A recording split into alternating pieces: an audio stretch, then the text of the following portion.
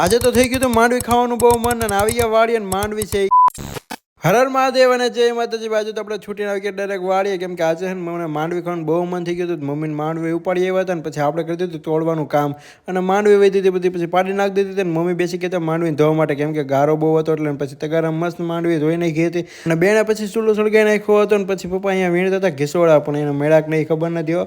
અને પછી પપ્પા એની ગાડી કાઢીને પછી બેન ને પપ્પા નીકળી ગયા હતા ઘરે જવા માટે ને સાંજ થઈ ગઈ હતી. પછી હું, મમ્મી અને બેન તો કઈ રોકાણા, કેમ કે અમારે માંડવી શકવાનું કામ હતું. કોને કોને માંડવી બહુ શીખેલી ભાઈ કોમેન્ટ કરી દેજો ને. માંડવીમાંથી જો પાણી નીકળતું હતું, કેમ કે મમ્મીએ માંડવી ધોઈ હતી એટલે. જે ગીણીથી આપણે ચા બનાવે છે એ ગીણીથી તો મમ્મી માંડવી લાવતા હતા. અને ફાઇનલી અમારે એને માંડવી સેકન્ડ કમ્પ્લીટ થઈ ગઈ હતી. થોડીક વાર પણ બહુ વધારે લાગી ગઈ હતી. પછી મમ્મી એને ચૂલો ઠારી નાખ્યો હતો અને પછી એને એમાં નાખી દીધું હતું પાણી. અને પછી મમ્મીએ માંડવી બેગ અને કેન લઈને પછી જવાનું હતું ઘર બાજુ, પણ બેન કે લઈ કે પાડીને પાણી પાઈ દેવી. પછી બેન એને પાડીને પાણી પાઈ દીધું હતું ને પછી અમે નીકળી ગયા ઘરે જવા માટે. ફાઇનલ અમે ઘરે પહોંચી ગયા હતા ને પછી બધા બેસી ગયા હતા માંડવી ખાવા માટે. પપ્પા તો સુતા સુતા માંડવી ખાતા હતા. માંડવી ખાતા હતા જ્યાં તો બેને મસ્ત મજાનો ચા બનાવી નાખ્યો હતો અને પછી ચા બધાએ પીધો. અને આ વિડીયો તમને કેવો લાગ્યો એ કોમેન્ટ કરી દેજો અને મોર મિની વ્લોગ જોવા માટે સબસ્ક્રાઇબ કરી દેજો.